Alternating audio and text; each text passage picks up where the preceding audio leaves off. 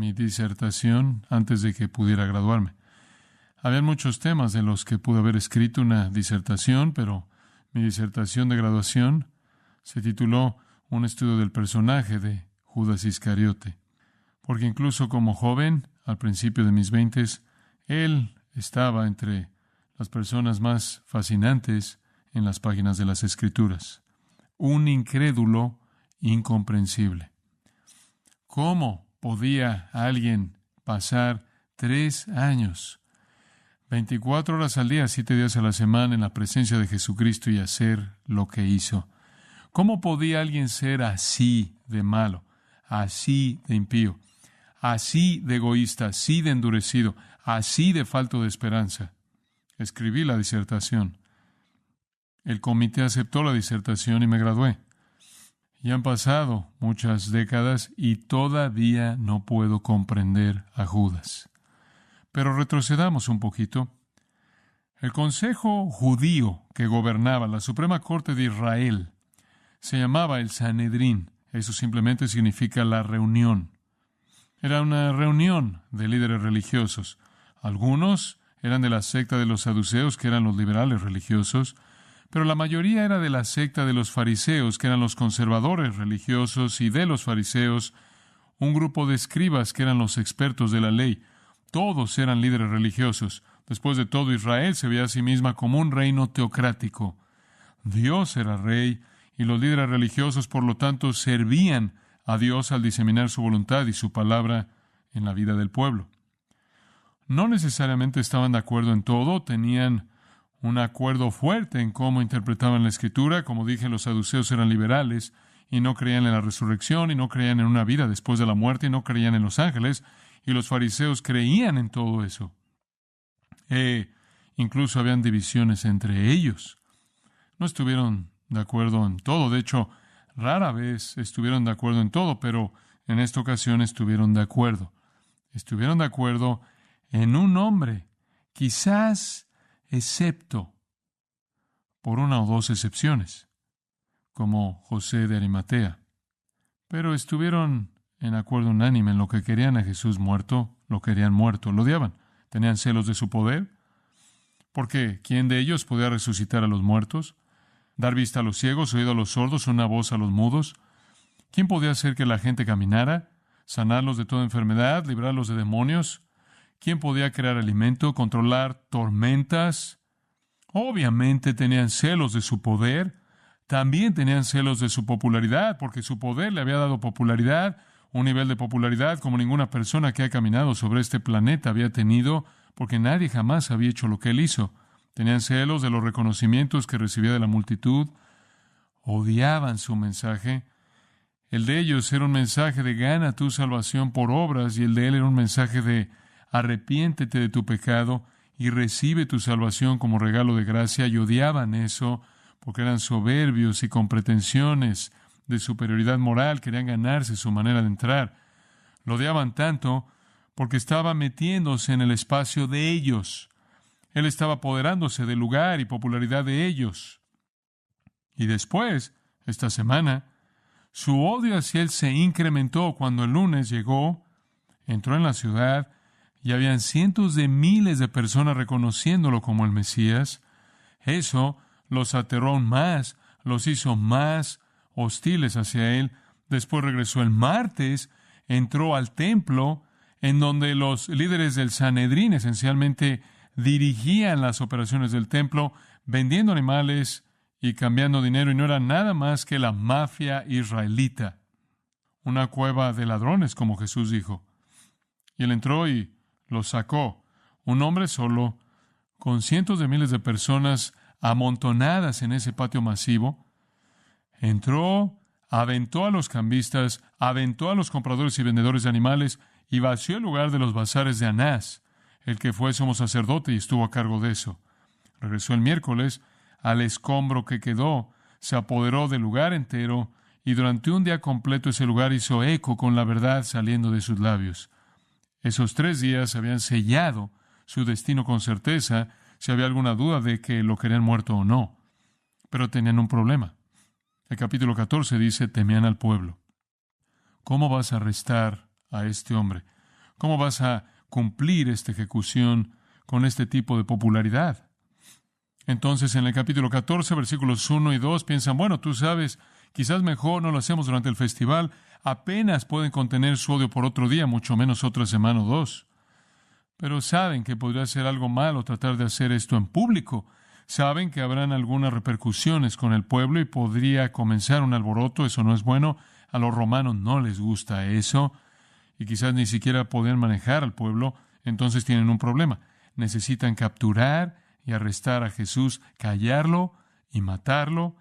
Pero necesitan que alguien se lo señale en la oscuridad de la noche cuando todas las multitudes se hayan dispersado. ¿Pero quién? No pueden ofrecerse ellos mismos, uno de sus 12 apóstoles. Hasta donde saben, todos son leales, y eso destruiría su plan. Tienen que esperar hasta que alguien se aparezca. ¿Quién sería esa persona? ¿Quién haría eso? Todos los que le seguían estaban enamorados de él. ¿Quién traicionaría a Jesús? El pueblo estaba del lado de Jesús cuando él limpió la corrupción en el templo, porque todos eran víctimas de eso. Estaban pagando 10 veces lo que se debería pagar por un animal para sacrificarlo. Estaban sacándole los ojos en el cambio de monedas. ¿Quién iba a hacer esto? Sorpresivamente, alguien se apareció. Capítulo 14, versículo 10. Entonces Judas Iscariote, uno de los 12, fue a los principales sacerdotes para entregárselo. Él lo inició. Asombroso. ¿No va alguien que se le acercó y lo convenció? Él tomó la iniciativa. Ellos al oírlo se alegraron, versículo 11. Sí, ¿en dónde más van a encontrar a alguien que haga esto? Y prometieron darle dinero. Y él dijo, otro de los 4 registros de los evangelios, y está en Mateo, Marcos, Lucas y Juan, todos estos eventos. Uno de los otros evangelios dice que él negoció por 30 piezas de plata. Estaban dispuestos a darle 30 piezas de plata, lo cual, por cierto, era el precio de un esclavo. Entonces él estaba dispuesto a vender a Jesús por el precio de un esclavo, lo cual es exactamente la cantidad por la que el Antiguo Testamento dice que será vendido. Sin darse cuenta, cumplieron una profecía que prueba la validez, la exactitud del Antiguo Testamento. Y entonces buscaba oportunidad para entregarle. Tiene que encontrar un momento lejos de las multitudes, de noche, en la oscuridad. Bueno, usted sabe lo que hemos cubierto en Marcos 14, ya es jueves, y van juntos a un aposento alto en donde celebran la Pascua final, la Pascua judía final, legítima, oficial, y después nuestro Señor instituye la mesa del Señor o el servicio de comunión, la cena del Señor con ellos ahí. A la mitad de esa tarde, ese jueves por la noche, la cual esencialmente va desde la puesta del sol hasta la medianoche, es un tiempo largo, prolongado, en el que nuestro Señor enseña ampliamente, registrado en Juan 13 al 16, y muchas cosas están pasando, pero una cosa que sucede es que surge el asunto de la traición. Aparece el asunto de que alguien va a traicionarlo. Versículo 18 del capítulo 14, y cuando se sentaron a la mesa, mientras comían, dijo Jesús, de cierto os digo que uno de vosotros que come conmigo me va a entregar. Simplemente estaban absolutamente impresionados. Judas era un hipócrita tan especializado, un hipócrita tan experto, que no tenía ni idea de que era él. De hecho, dice que comenzaron a entristecerse y a decirle, uno por uno, todos, ¿seré yo? No pensaban más en Judas de lo que pensaban en ellos mismos. Así de experto era como hipócrita. Jesús dijo, es uno de los 12, el que moja conmigo en el plato. Es uno de ustedes. A la verdad, el Hijo del Hombre va, según está escrito de él, mas hay de aquel hombre por quien el Hijo del Hombre es entregado. Bueno le fuera a ese hombre no haber nacido. Mejor nunca haber nacido que estar siempre en el infierno. Entonces Jesús desenmascaró a Judas. El resto no lo entendieron. Judas sí. Y Satanás entró en Judas. La Escritura dice, y Jesús lo despidió y dijo, lo que vas a hacer, hazlo pronto. Entonces, ese jueves por la noche, Jesús se queda con los 11. Judas, quien ha estado buscando un momento oportuno, ahora sabe que Jesús sabe, se va a buscar a los miembros del Sanedrín, ya tarde, la noche del jueves, y prepara el punto de reunión. Él sabe dónde encontrar a Jesús, porque sabe a dónde va normalmente de noche Jesús y los discípulos. Van al lugar en el que Jesús acaba de estar, el huerto de Getsemaní. De los versículos 32 al 42, él había estado ahí orando. Ahí es a donde irán. Ahora recuerde, hay 12 apóstoles y Jesús. Todos eran peregrinos en Jerusalén. El lugar básicamente estaba ahogándose en población que vino para la Pascua. No habían muchos lugares para quedarse. Probablemente la casa de María y Marta y Lázaro no podía recibirlos a todos. Entonces había una persona rica en la ciudad que tenía un jardín en el Monte de los Olivos, que proveyó el jardín para ellos y estuvieron ahí de noche. En un lugar que la Biblia dice que visitaban, Juan 18, Lucas 22, 39, y dice que Judas lo conocía bien. Él sabía que ahí es a donde irían. Esta es una trampa perfecta para él. Está fuera de la ciudad, está en el Monte de los Olivos, y cuando el sol se pone en el mundo antiguo realmente está oscuro. Entonces él planea llevar a los líderes de Israel y su grupo para encontrar a Jesús en la oscuridad del jardín de Getsemaní. Nuestro Señor ya está ahí para cuando llegamos a este pasaje en el versículo 43, porque Él vino ahí en el versículo 32. El versículo 32 nos dice que Él vino a Getsemaní, Él estuvo allí por unas horas orando. Usted recuerda su oración: aparta de mí esta copa 3 veces, mas no lo que yo quiero, sino lo que tú. Y Él obedece al Padre, irá a la cruz, y eso es lo que me pides que haga, por horrendo que sea estar separado de ti y llevar el pecado. Él está dispuesto a hacerlo. Mientras que está orando, los discípulos están durmiendo. Él les advierte que es peligroso dormir cuando usted debería estar orando, porque la tentación viene. La reunión de oración se acaba cuando usted llega al versículo 41, a la mitad del versículo. La hora ha venido. He aquí el Hijo del Hombre es entregado en manos de pecadores. Levantaos, vamos, he aquí, se acerca el que me entrega. Están allá arriba, aquí viene este grupo, y hay tantos como 1,000 de ellos en la multitud que viene. Pueden ver las antorchas, pueden oír a la multitud moviéndose. Nuestro Señor la ve, dice: se acabó el tiempo de oración, vámonos. Y Él no va en la dirección opuesta, Él entra a la multitud. Ahí es en donde retomamos la historia, en el versículo 43. Y aquí, temprano en la oscuridad, el viernes por la mañana, todo comienza a moverse para la ejecución de Jesús. Él estará muerto para las 3 de la tarde. Así de rápido pasa esto. Una traición, un arresto, 2 juicios, uno delante de los judíos y uno delante de los gentiles, cada uno con 3 partes, una crucifixión y muerte. Todos para las 3 de la tarde. Él estará en la tumba antes de que se ponga el sol. Entonces Él estará en la tumba el viernes, sábado en la tumba y domingo una parte de ese día en la tumba, resucitando más tarde el domingo por la mañana para que cumpla la profecía de ser crucificado y sepultado por 3 días. Dios está en control de todos estos detalles. Estos incrédulos torpes que odian a Jesús están cumpliendo paso a paso el plan de Dios y no son menos culpables por hacerlo, porque lo hicieron motivados por el odio de sus propios corazones. Muy bien, entremos en la escena. Primero está la multitud confrontadora. Mientras que Él todavía estaba hablando, todavía hablándole a sus discípulos, dijo: levantaos, vamos, Judas está aquí, están aquí.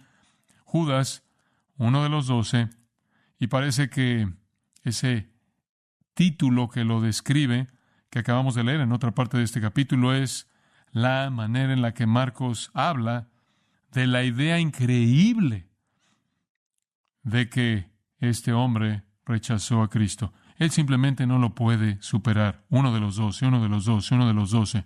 ¿Cómo puede ser eso? Judas, uno de los 12. La tragedia final. El hombre con la oportunidad más grande y privilegio que podía llegar a tener una persona, estar con Cristo, el Hijo de Dios. Ese hombre, uno de los 12. Noche ocupada para él. El Señor lo despidió. Judas fue llenado por Satanás. Usted sabe cómo se ve una persona poseída por demonios en el texto de la Escritura. Tenemos descripciones de ellos. Bueno, él está poseído por Satanás mismo. Hay un sentido en el que el diablo ha tomado el control de él. Es una noche desesperada, entonces, para Judas, el poseído por el diablo. Él tiene que ir a buscar al Sanedrín en la oscuridad de la noche. En algún punto, probablemente antes de la medianoche, antes de que acabara la Pascua y la cena de la mesa del Señor, él tiene que conseguir el permiso de ellos para reunir sus recursos, porque piensa que él sabe dónde va a estar Jesús, porque aquí es a donde van, al Monte de los Olivos, y él conoce el lugar. Y después tiene que conseguir el permiso de las autoridades romanas para que le den soldados, para que acompañen a los judíos, porque los judíos tienen miedo de que incluso con su policía del templo no podrán manejar algo si comenzara a pasar algún tipo de disturbio de la multitud, si la gente se entera. Entonces necesita permiso para tener soldados romanos, y no un grupo pequeño, sino un speiran, es la palabra griega usada, un grupo completo, sería 600 soldados romanos, y los romanos tendrán soldados extra en la Pascua debido a la llegada masiva de personas, los habrán tenido ahí por seguridad. Y por cierto, recientemente había habido una insurrección judía contra los romanos, y acabaron con esa insurrección. Y se hace referencia a eso en Marcos 15:7, y uno de los principales en esa insurrección fue un hombre llamado Barrabás. Barrabás. Entonces a los romanos no les gustaban las insurrecciones. Los romanos habrían complacido a Judas. Entonces es una noche ocupada para este hombre poseído por el diablo. Conforme une las partes de este pequeño rompecabezas, probablemente tuvo que conseguir permiso de Pilato mismo, el gobernador. Pero esos lugares están tan cerca. El fuerte Antón, en donde estaban los romanos y en donde Pilato estaba, está a menos de un minuto caminando del muro, el lado noreste del templo, el muro norte del templo. Todo está muy cerca y él estaba esforzándose por acabar todo. Él había entregado el lugar y, por lo tanto, al Hijo de Dios por 30 piezas de plata. Entonces la multitud se aparece. Dice en el versículo 43, estaban ahí con espadas y palos. Las espadas habrían sido de los romanos. Macaira es la palabra. Llevaban una daga pequeña, una daga muy letal, filosa de los dos lados, una daga de doble filo, y eran expertos en usarla para cortar gargantas y colocar esa daga en los lugares apropiados para terminar rápidamente con una vida. Eran expertos en eso. Palos habrían sido de la policía del templo. La policía del templo no usaba armas mortales, controlaban a las multitudes con palos. Entonces aquí viene la policía del templo, que normalmente eran los que se encargaban de la seguridad del templo, junto con los romanos y sus espadas, y aprendemos un poco más de esto. También aprendemos de Juan 18:3. Juan nos da más detalles, que vinieron con antorchas y luminarias. La única manera en la que usted podía alumbrar la noche era crítico que pudieran ver a dónde iban y encontrar al Señor en el momento apropiado. Entonces, de la oscuridad de la medianoche sale esta multitud enorme. Cientos y cientos de ellos juntos, torpes, cobardes, de manera injusta y profana, vienen con el propósito de matar al Hijo de Dios. El traidor entonces identifica al Señor. Él les dice cómo lo va a hacer. Entonces usted va de la multitud confrontadora al discípulo traidor, versículo 44, y el que le entregaba les había dado señal, diciendo, al que yo besare, ese es. Y después, de manera sorpresiva, Judas les da la orden, prendedle y llevadle con seguridad. Él también odiaba a Jesús. Pero si Satanás estaba hablando mediante Pedro, cuando Pedro dijo, no, Señor, no vas a morir, Satanás ciertamente estaba hablando mediante Judas, cuando Judas dijo, prendedle y llevadle con seguridad. Por cierto, esta es una buena indicación de que Jesús no usaba una aureola, o Judas habría dicho, ¿es el hombre con la aureola? ¿O es el hombre con el brillo sobrenatural en su rostro? No había nada externo que pudiera identificar a Jesús como divino. Pero habían necesidades obvias para poder identificarlo en la multitud y para asegurarse de que alguien más no se levantara y dijera, soy Jesús, y entonces Jesús se escondiera y se escaparía. La suposición es que él trataría de escapar. Esa es otra razón de la fuerza, que él trataría de escapar, que él no iba a dejar que esto pasara. No crean que alguien más pretendiera ser Jesús mientras que él se escapaba. Entonces Judas dice, voy a señalarlo a quien yo besé. Él es, prendedle. Un beso, un abrazo fuerte, una señal antigua que se podía dar de varias maneras. Los esclavos besaban pies, los inferiores besaban manos, iguales besaban mejillas. Este es un igual. Este es un acto de afecto, honor, amor, respeto. Eso lo hace más feo, ¿no es cierto? Digo, todos hemos sido traicionados. Todos sabemos eso. Pero con un beso, esto es hipocresía de la más oscura. El varón de dolores tuvo muchos dolores, y él puede añadir esto a la lista. El versículo 45 dice, Judas, sin vacilar, y cuando vino, Judas se acercó luego a él y le dijo, Maestro, Maestro, y le besó, y le besó. Por cierto, el verbo griego katafileo aquí significa besar fervientemente, besar fervientemente. Tiene una preposición añadida al frente que intensifica el verbo. Esto fue un afecto continuo, una expresión de afecto. Esto nos recuerda al hijo pródigo viniendo a casa, y el padre se acuerda en Lucas 15, recibiendo al pródigo y besándolo en la cabeza. Hombre, Judas realmente presentó un espectáculo dramático de afecto falso, diseñado para ser exactamente inequívoco quién era, para que los soldados supieran.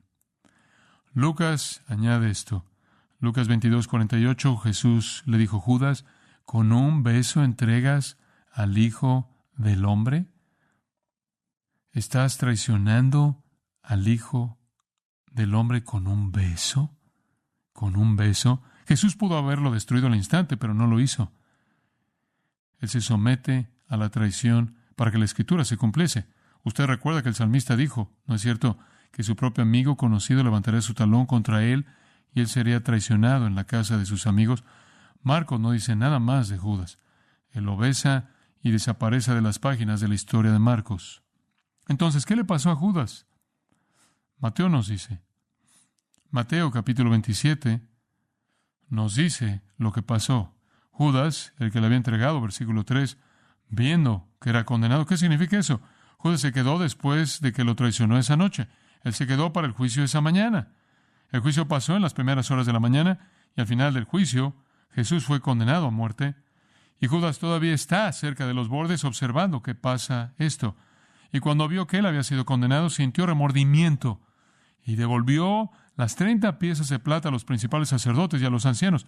Él regresó a donde se encontraba el Sanedrín y les devolvió el dinero. Y dijo, versículo 4, yo he pecado, entregando sangre inocente. Mas ellos dijeron, ¿qué nos importa a nosotros? Allá tú. Y arrojando las piezas de plata en el templo, salió y fue y se ahorcó. ¿Se ahorcó? Eso es remordimiento. Eso no es arrepentimiento para salvación. Él salió y se ahorcó.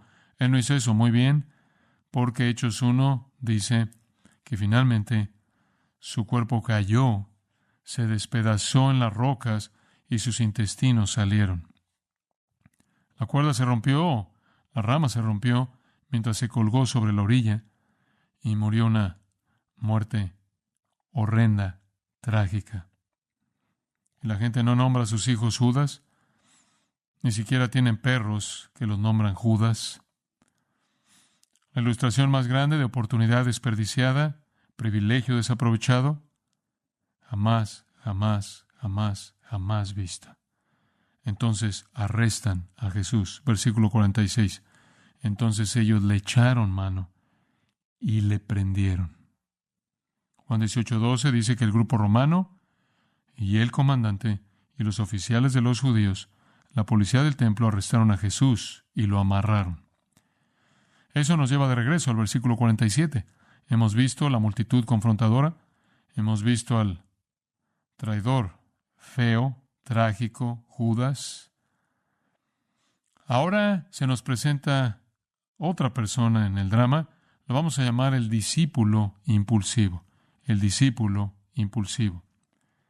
Versículo 47. Pero uno de los que estaban allí, sacando la espada, hirió al siervo del sumo sacerdote, cortándole la oreja. Esto es extraño. Un incidente sorprendente. Afortunadamente, sabemos quién es este. Si no se nos dijera, sabremos de cualquier manera. Podríamos imaginarnos que podría ser Pedro, ¿no es cierto? Podríamos imaginarnos que sería Pedro. Impulsivo, intempestivo Pedro. Y tenemos razón. Según Juan 18:10, fue Pedro. Y según Juan 18:10, el nombre del hombre era Malco. Y era un siervo de Caifás, el sumo sacerdote. Él ni siquiera era un oficial de policía ni era un soldado. ¿Qué está haciendo Pedro? Con frecuencia él parece estar fuera de órbita con el plano, ¿es cierto? ¿Por qué está haciendo esto? Le voy a decir por qué está haciendo esto. Él tiene algo que probar. De regreso al versículo 29 del capítulo 14, Pedro le dijo a Jesús, aunque todos se escandalicen, yo no. pero era un hombre seguro de sí mismo. Hombre, él creía en sí mismo. ¿Sabe? Él hubiera encajado en el mundo moderno. Si crees en ti mismo, puedes hacer lo que sea. Ese era Pedro. Él creía en sí mismo. Él no fracasaría. Él no fracasaría. Dice usted, bueno, hay algo de osadía y algo de valentía ahí. Seguro. Hay algo de osadía y algo de valentía. Pero algo acababa de pasar que llevó a Pedro a ser así de valiente, y le voy a decir lo que era. Juan 18. Juan 18 da el mismo relato, mismo incidente, pero debes saber lo que pasó ahí. Todos llegan, el grupo, Jesús se acerca al grupo romano, los oficiales, los principales sacerdotes, los fariseos, la multitud masiva con sus antorchas y armas y luminares, y Jesús dice, ¿a quién buscáis? ¿A quién están buscando? Le respondieron, a Jesús Nazareno. Jesús les dijo, ego eimi, yo soy. Y él dijo el tetragramatón, el nombre de Dios. El yo soy. Y eso fue todo lo que tuvo que decir. Decir, yo soy. Judas estaba de pie con él, y cuando dijo, yo soy, todos se colapsaron y cayeron al suelo. La multitud entera cayó. Ellos no podían tocar su poder si él no les daba permiso. Esa es la razón por la que dijo, nadie me quita la vida, yo la pongo por mí mismo. Él les volvió a preguntar, una vez que se levantaron, arrastrándose, ¿a quién buscáis? Y ellos dijeron, a Jesús Nazareno. Él les dijo, os he dicho que yo soy. Ahora, si usted acababa de ver a Jesús decir, yo soy, en griego, diferente en arameo, pero si usted, tomamos dos palabras, una palabra en arameo, si usted acababa de ver a Jesús decir una palabra y 1,000 personas se colapsaron al suelo, usted se sentiría bien, ¿verdad? Usted sentiría que podría sacar su pequeño cuchillo y comenzar con la multitud, porque en cualquier momento lo único que Jesús tendrá que hacer es decir otra palabra y todos volverían a caer. Fue un acto sorprendente, milagroso, triunfal, glorioso, poderoso de Jesús, que le infundió a Pedro fortaleza. Él necesitaba volver a probar su lealtad. Dice usted, ¿de dónde sacó una espada? ¿Qué está haciendo con una espada? Bueno, Lucas nos dice que Jesús dijo en Lucas 22, 36 al 38, saben, los envió, no tomaron un cinto, no tomaron una bolsa, no tomaron zapatos extra, salieron y predicaron el Evangelio y fueron cuidados y sus necesidades fueron satisfechas, pero en el futuro cuando los envíe, más vale que lleven un cinto y más vale que lleven una bolsa porque va a haber persecución allá afuera. Y por cierto, más vale que tomen una espada. Él de hecho les dijo, si no tienen una espada, más vale que consigan una. No para matar gente, el cristianismo no se extiende como el Islam, no se extiende al matar gente, y cualquier supuesto esfuerzo cristiano por extenderse al matar a alguien es cristianismo falso. Pero él dijo, van a necesitar una espada, porque van a ser confrontados, van a ser perseguidos, van a necesitar tener la capacidad de defenderse a sí mismos, en lo cual el Señor promueve la defensa personal. Entonces Pedro dijo al final de esa pequeña conversación en Lucas 22, algunos de los discípulos respondieron, tenemos 2 espadas, encontramos 2 en el grupo. Bueno, puede estar seguro de que Pedro tenía una de ellas, o hasta donde sabemos, él es Pedro 2 espadas. Él pudo haber tenido las 2, pero él saca una y corta la oreja de Malco. Ahora mire, él no tenía ninguna preparación quirúrgica, y le prometo que era mejor en aventar redes de lo que era en cortar gargantas, porque no le dio a la garganta y le pegó a la oreja. Él no estaba tratando de cortar la oreja de alguien. Él estaba tratando de cortar la garganta, porque eso es lo que usted hacía con eso. El hombre se agachó, y el Señor dice, según Lucas 22, basta, no más de esto. No más de esto. Esto es pensar mal, es impulsivo y peligroso, porque en Mateo 26 le dice a Pedro, Pedro, mete tu espada, porque el que vive por la espada, muere por la espada. Y nuestro Señor con eso promueve la pena capital en el crimen capital. Esa es una reiteración de Génesis 9. El que derramare sangre de hombre, por el hombre su sangre será derramada. Pedro, tienen derecho de matarte si matas a alguien. Ese es nuestro Señor promoviendo la pena capital. Mete tu espada en la funda. Juan 18:11 dice, mete tu espada en la funda. La copa que el Padre me ha dado, ¿no la beberé? Y más adelante Jesús dice, mi reino no es de este mundo, de otra manera mis siervos pelearían. El reino no se extiende por la fuerza, se extiende una persona a la vez por la fe en Cristo. El cristianismo no avanza por la espada, en absoluto. La gente dice, bueno, los cristianos están peleando en Irlanda del Norte, y los cristianos están peleando en Bosnia y Croacia, y los cristianos... ¿Qué hay acerca de las cruzadas? Nada de eso es cristiano. Podrá tener la palabra, no es cristiano. El reino avanza un alma a la vez por la fe en Cristo. Bueno, aprendimos del registro del Nuevo Testamento que el Señor se estiró y le dio una nueva oreja. La única curación en el Nuevo Testamento de una herida fresca. Pedro, así no es como hacemos esto. Entonces usted ve la multitud, el traidor, y usted ve al discípulo impulsivo. Y después en la siguiente escena pequeña usted ve al Cristo glorioso, al Cristo triunfal. Y respondiendo Jesús les dijo, ¿cómo contra un ladrón habéis salido con espadas y con palos para prenderme? Cada día estaba con vosotros enseñando en el templo y no me prendisteis. Pero, como para decir aquí y ahora, es así para que se cumplan las Escrituras. ¿Sabe?